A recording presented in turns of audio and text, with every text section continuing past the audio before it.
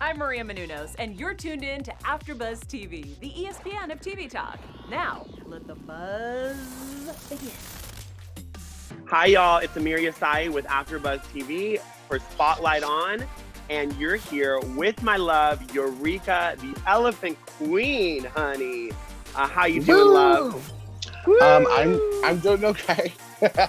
I'm I know, quarantined and safe. Quarantine and chill. Quarantine and chill. Well, you know what? There's no better place than in a room full of wigs. I'm loving it. I mean, honey, there's wigs and shoes and fabrics. Oh my. I love so it. Much fun. If y'all don't know Eureka, you're an idiot. Eureka is the 9th, and you're on the 9th season of RuPaul's Drag Race. And then did you break your foot? What happened? I tore my ACL, knee injury. Tore your ACL, and then came back and then really killed it and got into all of our hearts. So tell me a little bit about, because I know everyone's going to want to know, what was that experience? I'm sure you get this question all the time, but what was that experience like going? What I want to know is, before you went on RuPaul's Drag Race, were you hesitant, like fearful? What was your kind of feeling before you started? Before my first time or coming back? First time. I mean, I was just a little podunk girl from East Tennessee, honey. So I was just excited to go anywhere. You know what I'm saying? It was my first flight ever was to Hollywood to go to RuPaul's Drag Race. So I was just like terrified on the plane, but I was just excited to be a part of something. And then met Gaga and stuff. I mean, it blew my mind when I had my knee injury and stuff. That was like, that was hard just because it was like, damn, like, you know, this was a really cool moment in my life, and I just like got injured and got sent home. So it was a little intense, you know, but it really came out on the other side. You know what I mean? Season 10 was great. I love Drag Race. I'm watching it now. Still, you know, I'm a huge fan. Good. It's always good to love kind of what got you kind of your, you know, on your level and got you to where you're at. It's always good. I think it's really nice. A lot of people turn their backs on kind of what got them started, but it's nice that you're still a fan, and that's really cool. I love that. Yeah, I think you become more of a fan being on the show, because then you understand it even more, you know, and you know how to even get to know the girls more, because you're like, you understand the TV aspects of it. So you're not really bothered by some of the pettiness and the drama that can ensue. You're more engaged with like the reality of it, I guess. It's just coming from like being on the inside, I guess. I don't know. It's different. For sure. Right. It seems like you have more respect for the whole process. Oh, absolutely. It's the hardest thing I've ever done in my entire life. Wow. Season 10 especially, like, it's just a really hard shooting schedule. It's a lot of hard, like, drag is hard anyway. So, you know what I mean? Like, just to do a show in one night, like, people usually spend a few hours, like, they hang out with people, like, they mingle in the bar. There's so much build up to a show, you know what I'm saying, that feeds your energy. And something like that, like, you're just constantly giving out energy. You're not being really fed energy unless you happen to do well and, you know, hear from the judges or stuff like that. But it's like, you know, it's really, you're all on your own. It's intense. So so what I'm hearing is that, do you prefer when they have the live audiences sometimes on RuPaul's Drag Race? Do you prefer that because you get a little bit of energy kind of thrown back at you? Absolutely. I do anyway, but that's just like, but I mean, and I guess that is proof to like the challenges that I did the best in were challenges where there were crowds, like the Bossy Rossi show with me and Aquaria doing the Sexy Baby, like the improv challenge. We had a live audience, you know what I'm saying? And I excelled because of that, I think. And then we did the DragCon challenge where we like did a little DragCon panel, remember, for a live audience. And I excelled in that. So I think for me personally, I'm like, it's hard for me to even do it with this quarantine stuff.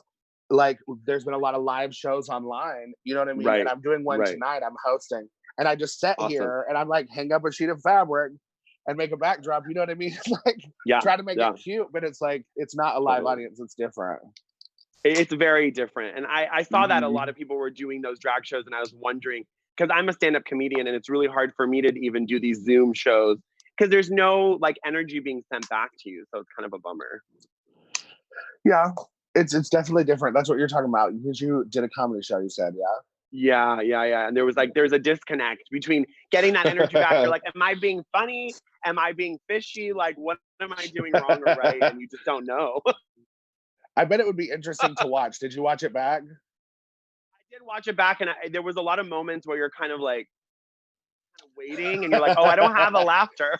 Like, you got to move on to the next joke. Yeah. Yeah. That's hard. Cool that we can still do it in this time, and in this weird time. So how do you think drag is going to be affected by all that's kind of like the quarantine? Obviously, people are doing live shows, but do you think that how do you think it's going to change if it goes on for another couple months? I mean, it's hard to say because honestly, it's not.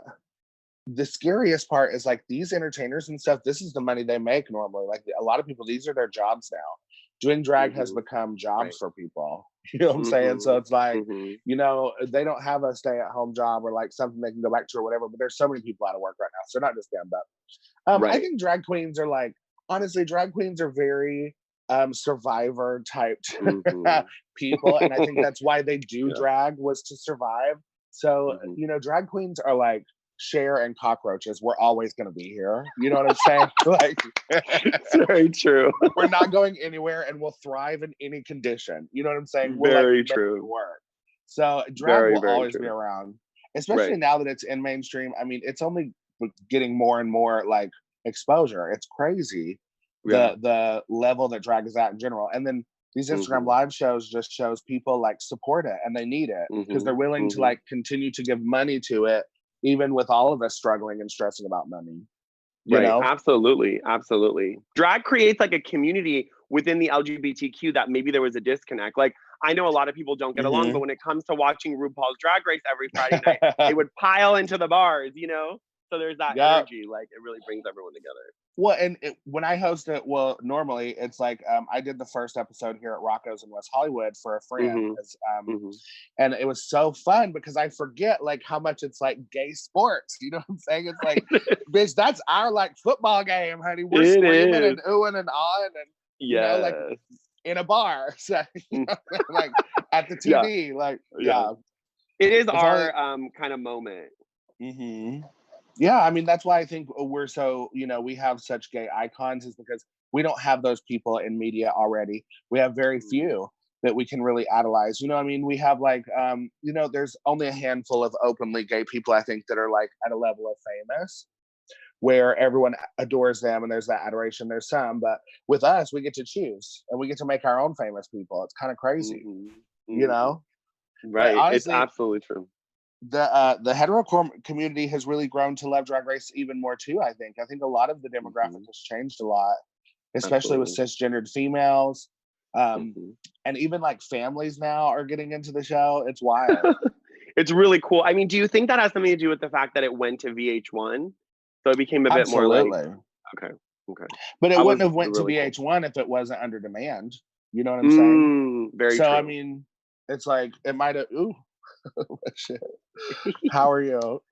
My shit just like tried to lean back on us. It's okay. Lean back. Right, I lean back. Lean back. Yeah, that's my rambling on that. How are you doing with this quarantine? I'm good. I'm just kind of still doing shows, and we do a lot of after shows. We actually have one about RuPaul's Drag Race, so we've been still doing those, and and the good thing is like, I'm a producer as well, and like we don't have any work. Everything's on hold, so it's good to have this to kind of keep me sane. And TikTok, I love TikTok. Have you gotten on TikTok? I think you would kill it. You know what? It's like it's kind of like the Tiger King for me. There's two things I'm refusing to do as a part of this quarantine, and it is the fucking Tiger King and TikTok. Okay, got it. So I'm just like, do not do it to yourself. I respect that. Or else I will do nothing but. I can't. I respect that. I really respect that. That's funny. Speaking of drag, I'm just curious as to kind of where the impetus came for you to do it. Like you said, you were from a small town. Like what kind of pushed you, Eureka, to go, I'm going to do it. This is my thing. Drag? Yes. Actually, I had a fake ID until I turned 18 and they wouldn't let me in because it expired. So I needed a reason to like get in the bar with my ID. So I had this brilliant idea to do it in drag, to like go to the bar and drag.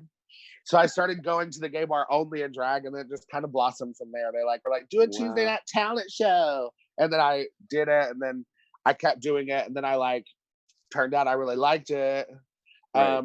It's all just been like nonstop since I was 18. Wow, that's amazing. So it's like since like girl, oh Lord, I've been doing drag a long time now. Wow. It's That's so amazing. weird. No wonder I'm so gorgeous and good at it. Yes, you are. Yes. We have to love our own shit. I 100% agree with that. You got to love your own shit. How do you like, because I know a lot of people look up to you, and I know at DragCon, they look up to you for that body positivity. You're not the typical, queen, but you're killing it. And now, yes. I'm want to soaking know, in the compliments. soak it in, take it in. We all need compliments during this time, right? Especially right now. I'm just like, ooh, feed me, Seymour, yes, feed me. I got you. Okay. I'm all about giving compliments. So do you get like messages from younger, gay children looking up to you, and kind of the message that you put out, this like, I don't give an F, and energy that is, I really look up to as well myself. So oh, well, thanks. Yeah. It's hard to not give a fuck when you care about everything. You know what I mean? It's like, but it's a way of life, I think. I think we all care about everything, but it is hard to not give a fuck. But my character is very that, and she's just, I don't know. I don't try. Okay, the thing is, it's like I've just been through a lot, so I don't really try to be anything special to people or try to be a role model. Honestly, I think I'm a big messy hoe. So the fact that people like find me inspirational, and like the fact that I love myself and stuff helps them, that's amazing. Like I love that. So I do get messages and stuff. And that's what I try to tell them too. I'm just like, there's not anything special I don't think I'm doing, except like, I change the narrative in my mind as much as I can from the negative to a positive. I think it's about the law of attraction. Like what you speak on yourself is what you're going to believe about yourself, So just like be nice to yourself, right? It's not, right. Yeah. Others people's opinions. The thing is like, we think that it's other people, what they think of us, that bothers us. But the problem is it's what other people think convinces you to think the same thing. So that's what hurts you. All of a sudden you believe them. You're like, oh yeah, I am ugly or disgusting or unattractive or not sexy or mean or hateful or rude or manipulative or whatever they want to try to convince you or like make you feel in that moment. And maybe in that moment, girl, you were. You know what I'm saying? Forgive yourself too. You know what I'm saying? Like get over it. Yeah. So get over it. Yeah. So that's all I do, really. Yeah. I love that. It's a daily affirmation. Daily affirmation. And I think even Mama Ru says it, right? What other people think of you is not your business. And I've been trying to put that in my own life, because people are petty. And I know that when you get to like, you have the blue check mark and you have a certain amount of followers and some fame, people love to throw shade and, so. Oh yeah. Oh yeah. Girl. And honestly, anymore, I'm just like, work. Just like, when someone's mean about me, I'm just like, work. I have really bothered you.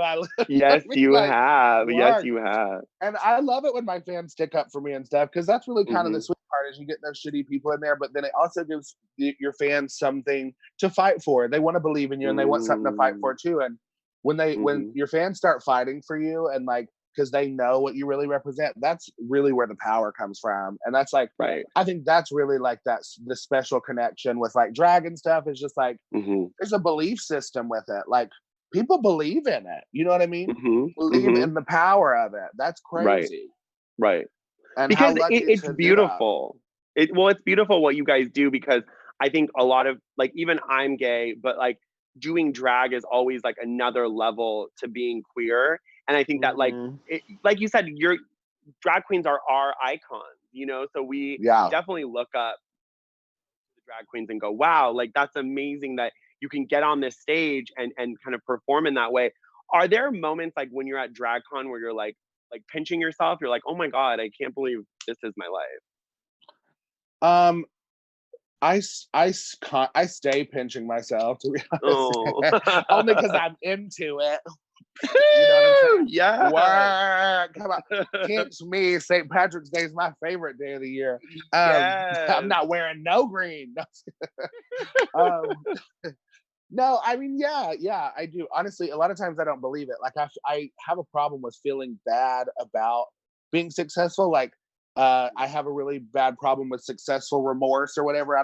People have called it that before, but I do have that problem where I'm just like, because I'm successful, I feel bad for some that might not get it or might not have it or want it. And when you see that passion and stuff, like that's kind of my problem, is I'm like, oh no. And I'm like, I'm a dumb piece of shit. I don't deserve all this love. You deserve some of it. You know what I mean?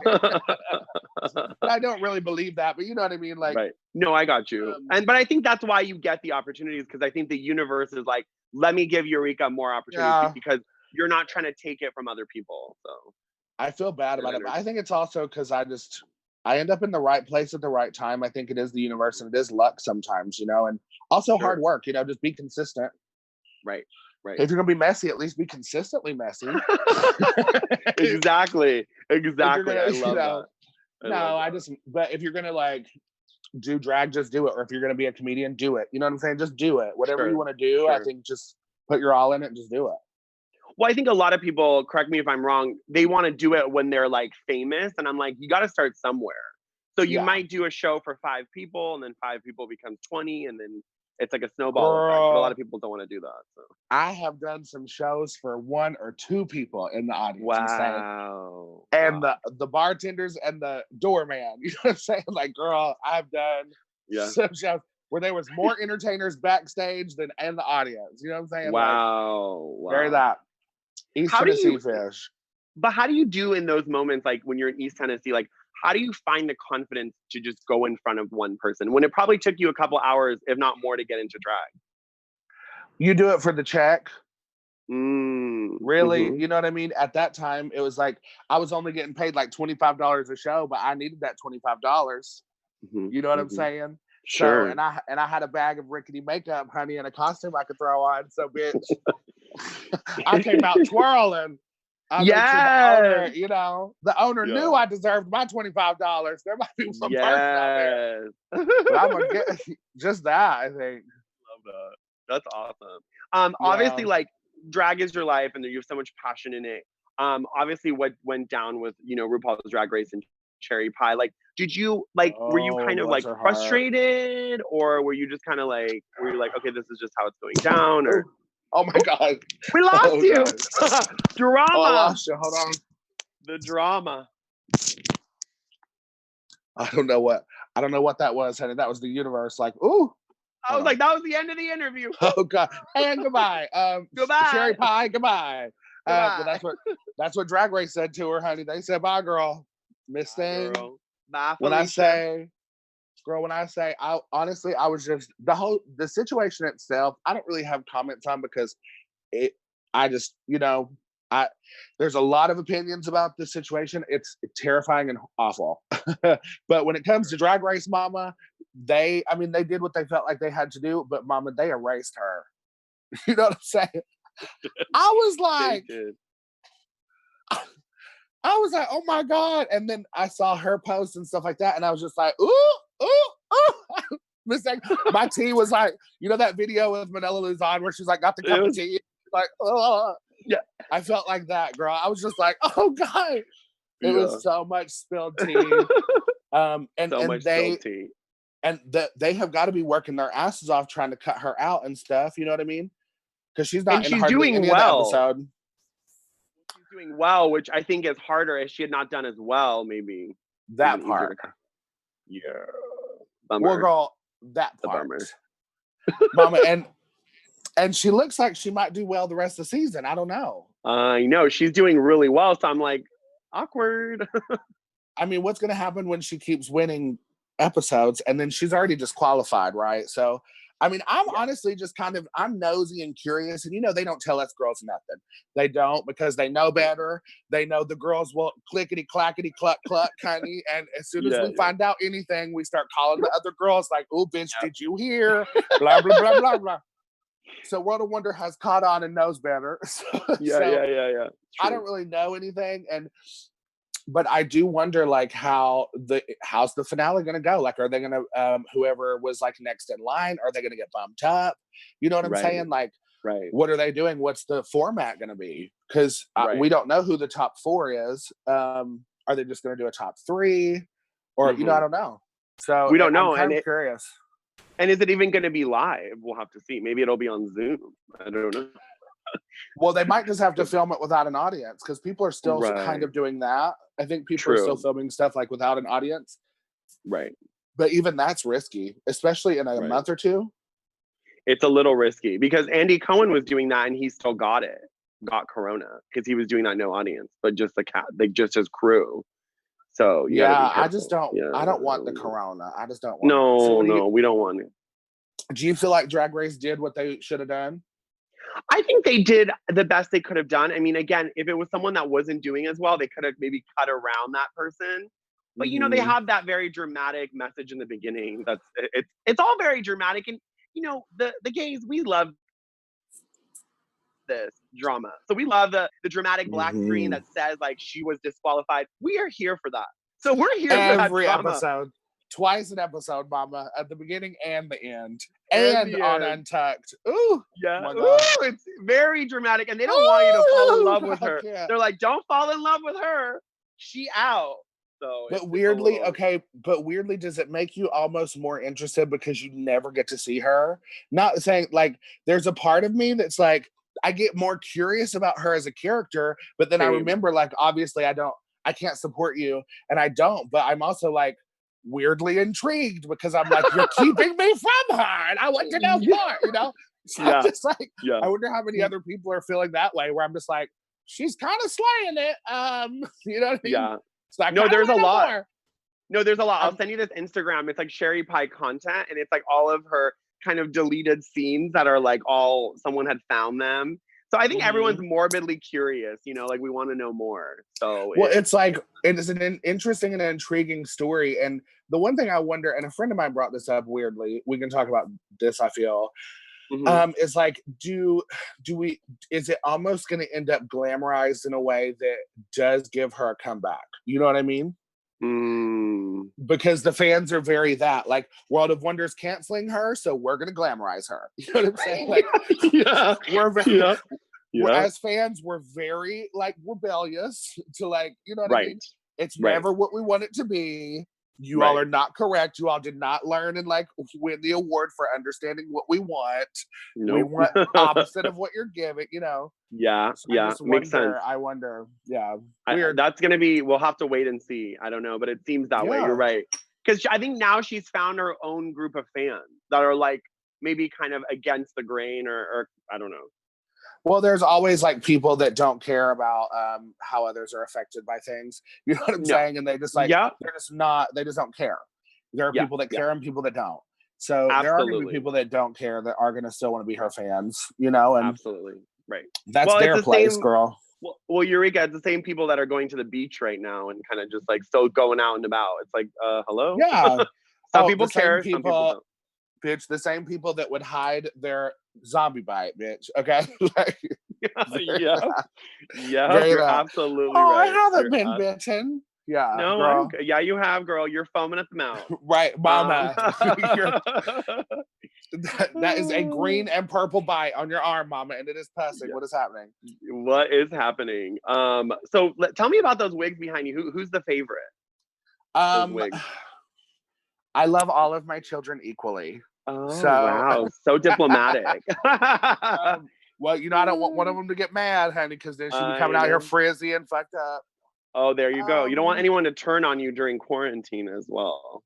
Honestly, my favorite kind of wig really is, and I can just describe it, but it's like a ponytail slicked back with like a big ponytail moment. Oh, yes. I love that my look. Hair pulled back off my face. Yes. It looks so like, good. I love that for you. Oh my God, I'm the worst. It's okay. Okay. Never mind. I'm not going to grab one down because I was... No, it's okay. No, I know exactly which look you meant. Like the double ponytail. I love that. That's amazing. Yeah, like I like anything pulled off my face because I have such a big face and then I can like paint big and it evens out. I've been proportionizing my face, you know, hair ratio. I love that. Yeah. So I'm going to ask you about your, were you part of a drag family or did you kind of just do your own thing? Did you have like a drag mom? I have a drag mother named Jacqueline St. James. She's a former Gay USA at large. She's in Tennessee. Ooh. And I have a drag father named Todd O'Hara, which is where O'Hara comes from, via the House of Gone with the Wind. Oh, yeah. Fabulous. But, you know, he kind of taught me drag. And then as I grew into an adulthood, he moved away. And then my drag mother kind of took the reins. And like, so I was very blessed with a couple of, he helped me learn how to kind of sew and stuff. And then she helped me learn how to be a good queen. You know, awesome. she's an openly trans woman. Wow. you know, in her 40s. So she's just lived through a lot. So she was able to teach me a lot about life and drag in a professional sense too, because she's been doing it for 25 years, you know. Not on a national platform necessarily, but still so in the drag community. She's known in the pageant world of drag. Awesome. Okay. Awesome. I love that. Speaking of pageants, obviously your new show, We're Here for HBO with Shangela and Bob, who I know. I love Bob. So what a nice like group you guys put together. So how did it all happen? I'm curious, did they come to you, or was it an idea that you all three had together to go kind of from city to city? I was crying in the preview. So there's a lot of heart. It's a beautiful, amazing, incredible show. Because they are in it. You know what I mean? Honestly. Bob and Shangela both have such a power that is unmeasured by anyone I've ever met. You know what I mean? In different ways. Shangela is just such a genuine people person and understands the industry in just a very simple, like, likable way. And then Bob is just so smart. You know what I mean? And understands, you know, civil respectability and like humans and interactions. And, you know, he's very self-aware. So he's just brilliant. And you know, is able to educate like so easily and in like a reasonable way. And, you know, the team themselves, like Johnny and Steven, whom are some like, Steven is a lawyer, like an entertainment lawyer, works with a lot of huge people like Charlize Theron and Leonardo DiCaprio, and like, I mean, he's very high like in entertainment law. And then Johnny's like a huge marketing type person, like advertising and marketing. And then they came up with this idea randomly on vacation and approached me and the girls about it. So we don't have, you know, we were pulled onto the show as consulting producers just to like help them understand how drag worked and how the shows would work. And so we've definitely been a part of the actual like production of the show, but the idea was genuinely theirs. Yeah. Wow. That's so cool. It's been crazy amazing. Wow. So you're star and producer, honey, and HBO. I mean, hello. It's wild, but that's actually very true. Yeah. We are, you know, it's true. I love that. You know, we get our little producing credit, and you know, it's like it's exciting because it's just it's a realm of the industry that we're able to like tap into. You know what I mean? That I feel like people like RuPaul and Bianca Del Rio, and there's only a couple people that have really tapped into that level of the market. I think, like producing and stuff too, and just HBO pushing out LGBT content. Like, whoa, you know. That's cool. And like, and just to see your trailer that was an elephant, I was like, wow, that's so cute. It was so cute. And it's like, what about it was like the hardest part for you? Was it being, because you're very open, like you were on one of my queer inclusivity panels and you were very raw and open and emotional. We like cried together. So did you struggle with any of like having those emotions on camera with people you didn't know, or was it easy to get there? Miss Thang, you know I am. Miss Thang, you know it was easy to get there. Have you met me? Yes, it was.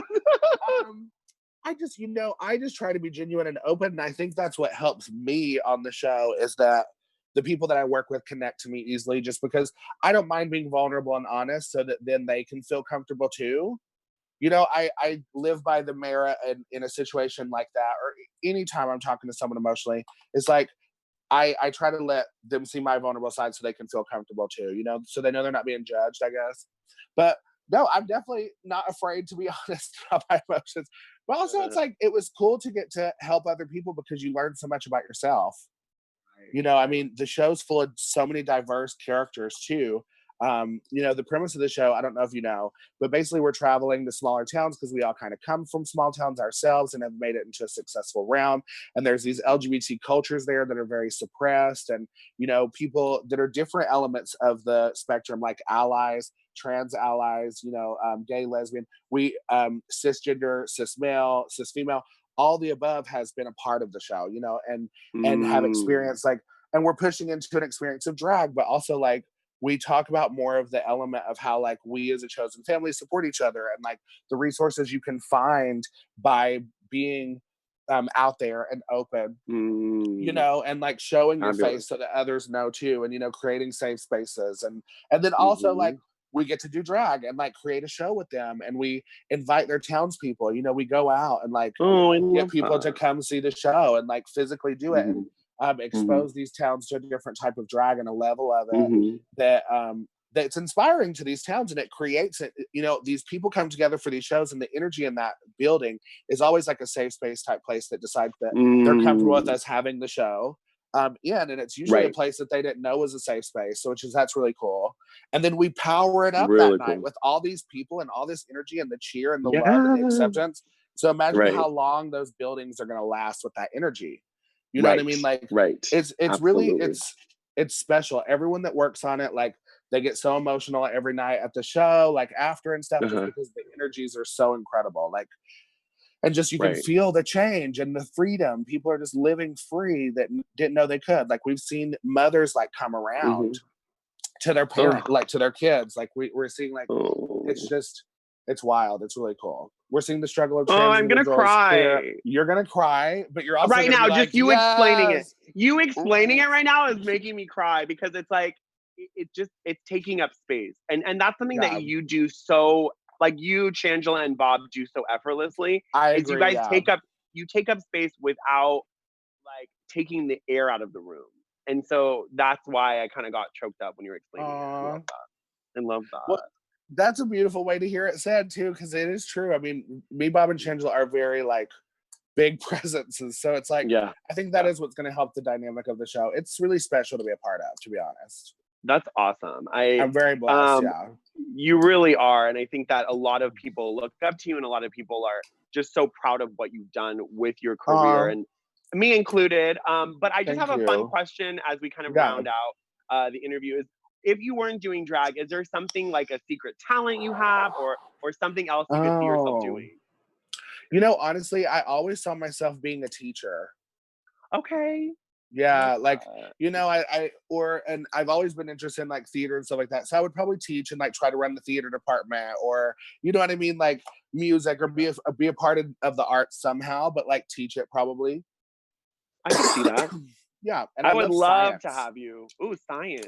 Ooh. I love science. Yeah, biology especially, and chemistry. I just love science and math. Weirdly. Wow, look at you! You have a lot of secret talents. I love it. I have some other secret talents, but it might be inappropriate here. Yes, very appropriate for this show. Okay. Here we go. Here we go. Yeah, we're here. Away. Just to round out, so like, just 3 words that explain you, like as a person, like 3 words that kind of define the Eureka brand. The Eureka brand or me as a person, because they're going to be two separate sets of 3 words. Oh, well, give me 2 separate sets of 3 words. That's okay. Give me one for Eureka and one for the brand. Well, for Eureka, I think she's just like a personality, confidence, and volume. Yeah, volume. And that can be audio or space, really, you know. And just over the top, obviously, glamorous, etc. I can all kinds of words for her. For me, I would probably say like complex, introvert, extrovert, more than people would think, as like a personal person. And I don't know what the third one would be. Beautiful. Oh yes, beautiful. Yes. So thank you so much. Yeah, I mean. Well, no. What about you? Give me 3. Oh, I'll give you 3. Oh, I'm being interviewed now. How fun. Okay. I think mine is very, very quirky. Outgoing introvert. So a lot of people don't know that. I agree with you. I'm also like, I'm loving the quarantine because I don't have to see people. Right. And people don't know that because they're like, oh, you love people. Do you miss being out? And I'm like, I'm actually fine. And then I think the third one is very intersectional. So I'm a gay, Persian, femme, Muslim. There's a lot going on. So all of that together creates a lot of intersection. It sounds like a fruit smoothie I would love to drink. Yes, honey. We'll put 2 straws in it. We can share. After the Corona's done. After Corona. Paper straws. Yes, paper straws. After Corona, we'll share a smoothie. Or we'll just do that challenge where it's the toilet paper roll. Have you seen that? I haven't. It's too much. Oh my God. The kids are doing this crazy thing where they put like soda water in a cup, and they take a toilet paper roll, like the cardboard part, and take a drink of it. But when you suck it through, it's such a big hole, it goes straight down your windpipe, so it chokes you. Oh, God. The internet has lost their minds. Oh, my God. Everyone's obsessing over Tiger King. The world has lost their minds. This is too much. Lost their mind. It's too much. Tiger King, this toilet paper challenge, and then Eureka. There's another one where people are licking public toilets on TikTok. So yeah, there's also that. Yeah, unfortunate. You are lying. I am not lying. And someone got coronavirus like that. Yeah. Well, you think? You now think that's a dirty thing? Now she caught corona from her tank. Now she got corona from her tank. Yeah, it's too much. Yeah. It's too much. It's too much. But no, I really, from the bottom of my heart, thank you for being here. I know it's quarantine. You have a lot going on, and we can't wait to see your show. It's quarantine, girl. I know. But I appreciate you. And so the show will premiere. We're here on HBO April 23rd, right? Yes, sir. So please, everyone go. Wait, how do you identify? I'm he, him, or they, either or. Okay. Yeah. Okay. But you can call me miss. You can call me anything. I really respond to anything. Yeah. You know, as long as it comes from the person I love, I'm fine. Oh, I believe that too. Yeah, I'm too. Like, just don't call me late for dinner. Okay. Agreed. Tell us where we can follow you, Eureka. So unless you're not, I mean, you must be following Eureka anyway. But at Eureka O'Hara. It's real easy. Eureka O'Hara. EureKaOHara. Ooh, yes, honey. And don't you dare not watch. We're here with Bob the Drag Queen, Shangela, and Eureka. It's going to be such a good show on HBO. What time is it on HBO? I think at 9 p.m. 9 p.m. So April 23rd. I know y'all will still be inside at that point, so you can watch. I know. Apparently until the 31st, right? So far. Apparently. And they might extend it to the end of May. So we'll have to wait and see. Yay, but stay sane. So Yay, thank you. I'm so proud of too. everything you're doing. If you need anything, reach out. And thanks again for being here. We love you. Yeah, you're amazing. I love you all. Take care. Bye, sweetheart. Take care. Bye, babes. Let's see. Bye, where's the you just say leave. Oh, she said, click the leave button, girl. Okay, there we go. Click the leave. Oh. There you go.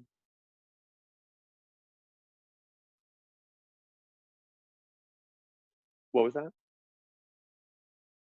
Oh yeah. Thank you everyone for being here. Oh my God, it was such an amazing moment with my friend Eureka, the drag queen, and you can catch them on HBO coming April 23rd at 9 p.m. I am so excited to see We're Here. Bye, loves. Take care. Mwah. Our founder, Keven Undergaro, and me, Maria Menounos, would like to thank you for tuning in to AfterBuzz TV. Remember, we're not just the first, we're the biggest in the world, and we're the only destination for all your favorite TV shows. Whatever you crave, we've got it. So go to AfterBuzzTV.com and check out our lineup. Buzz you later. The views expressed herein are those of the hosts only and do not necessarily reflect the views of AfterBuzz TV or its owners or principals.